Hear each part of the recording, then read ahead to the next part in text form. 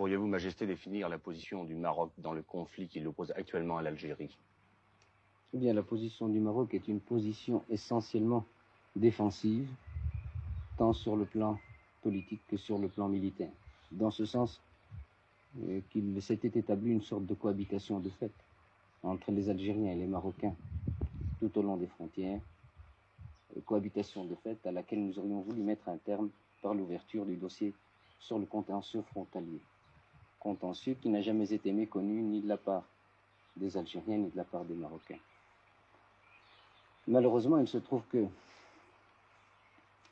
le gouvernement algérien a préféré recourir à une autre forme de discussion.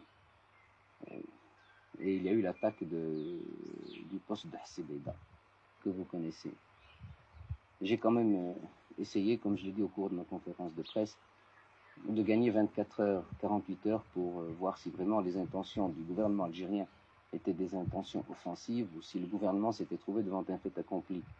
Malheureusement, la réponse qui m'a été faite, tant dans sa forme que dans son fond, ne me laissant pas d'autre solution que celle de l'emploi de l'armée royale pour la récupération des postes d'Hsebeda de Tinjoub.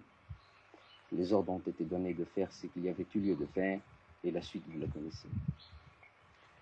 Dans cette conférence de presse, vous avez affirmé, Majesté, qu'aux yeux du président Ben Bella, il s'agissait désormais moins d'un problème de frontières que de l'antagonisme de deux idéologies. Pensez-vous qu'il y ait antagonisme entre deux idéologies?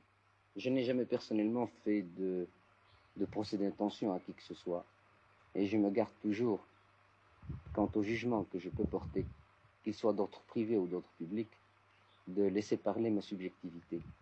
Or, il se trouve que dans l'état actuel du conflit, c'est le président Ben Bella lui-même, sa presse et sa radio, et nous savons quel contrôle il impose à ces deux moyens d'expression.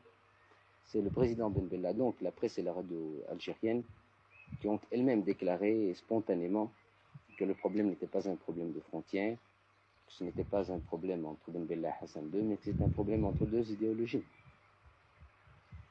Il est certain que si on met le débat sur ce terrain, il sera difficile de lui trouver une solution rapidement. Et alors, dans ces perspectives, que deviennent dès lors les chances d'unification du Maghreb? Alors, je pense que les chances d'unification du Maghreb, c'est de se rallier à la thèse de la tolérance. Jamais le Maroc n'a jeté d'exclusive contre aucun régime. Par contre, celui du président Ben Bella ne peut pas admettre une monarchie constitutionnelle à ses côtés. De ce fait, c'est le plus tolérant qui, en principe, devrait être écouté. Que convient-il de penser, selon vous, Majesté, de l'attitude en face de cette crise de l'Égypte et du président Nasser? Pour le moins que je puisse dire, c'est que de la part d'un homme ayant l'expérience du président Nasser, c'est que dans le conflit algéro-marocain, il a agi avec beaucoup de légèreté. Et en termes diplomatiques, le mot légèreté est très lourd.